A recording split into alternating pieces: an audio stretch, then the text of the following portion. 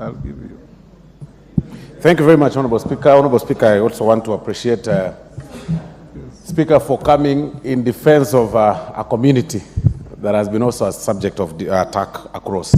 But that is not the question. The question, Honorable Speaker, to him specifically, while we appreciate and empathize with the economic status of the country and the challenges that, of course, the ministry faces in regard to balancing and reinstating the contractors back to site, there are regions, Honorable Speaker, that construction is ongoing. The road construction are resumed. The stalled projects have resumed, the contractors have resumed work because of the change of their priority from GOK to fuel levy.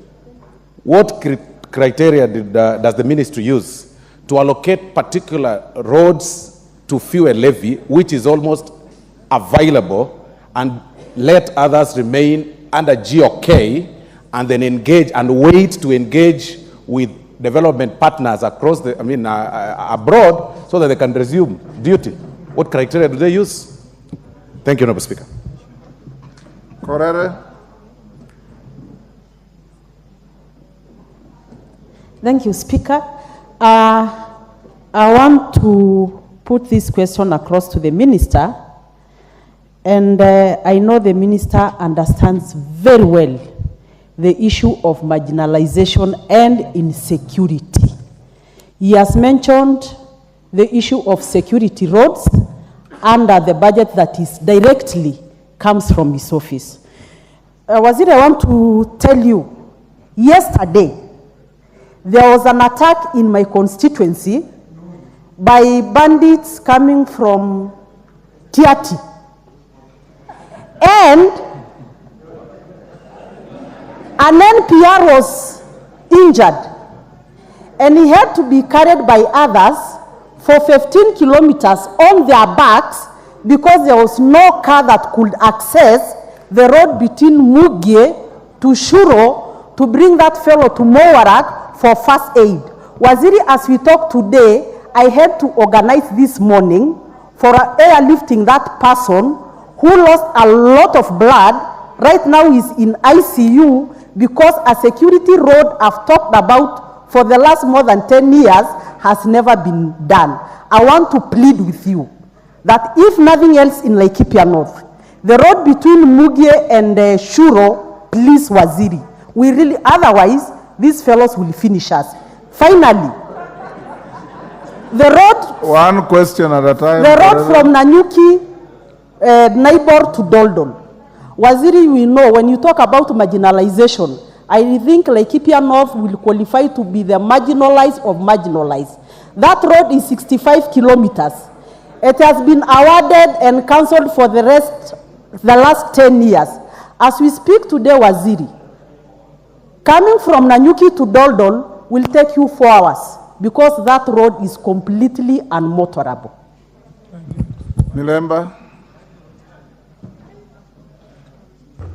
Thank you, Honorable Speaker, in the House What of is RUTO. it, Kamket? What is it? I'm not going to give you any. Tiati is not Kamket and Kamket is not Tiati. Take your seat. Take your seat. Honorable Speaker. And we are not holding you responsible for the attacks from Tiati. It's just a place. Go on. Thank you, Honorable Speaker, in the House of Rules and Records. The CS and members could be forgetting this, indicted this House and said the imbalance in distribution of roads was courtesy of the House. He did not withdraw, but he did not table the list of imbalances that have been caused by this House. It is very important that for us to also reprieve and vindicate ourselves, the CS tables to you, Honorable Speaker, the list of imbalances that we caused in the so-called public participation roads. Finally, Honorable Speaker, in the same spirit of imbalance, a road was made 5 years between Kombewa and Maseno. And the bid just stopped in the side of Nyanza, the part that remains in Muhaya and Luanda has remained for the last 6 years. Could the CS speak on this? Thank you, Honorable Speaker. Thank you. Yes, Honorable Member for Wajir South. Thank you very much, Mr. This is the Speaker. last batch, Waziri. Actually, it's baffling to hear the pampered parts of the country complaining about marginalization. What are we to say, those of us from northeastern Kenya, Ask your question. which is a monument for marginalization? Mr. Speaker, my question is, there is a difference between bad roads and no roads. What we have in northeastern Kenya are no roads. We cannot even describe them as roads. As we speak, 3.5 weeks is what it's, for the last 3.5 weeks, no vehicle has entered my constituency.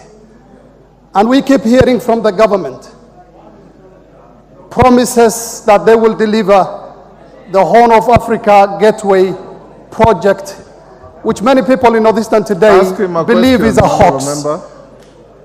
The road is 50 kilometers away from Wajir. When are we going to see contractors on the ground building that road, which the people of northeastern Kenya have been waiting for the past 60 years? Thank you, Mr. Speaker. Member for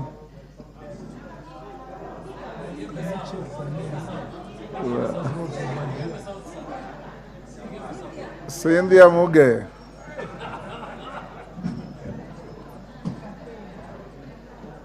Give her the mic. Thank you, Honorable Speaker. I want to appreciate you, the Chair, and the President of the Republic of Kenya for making it possible for the CSS to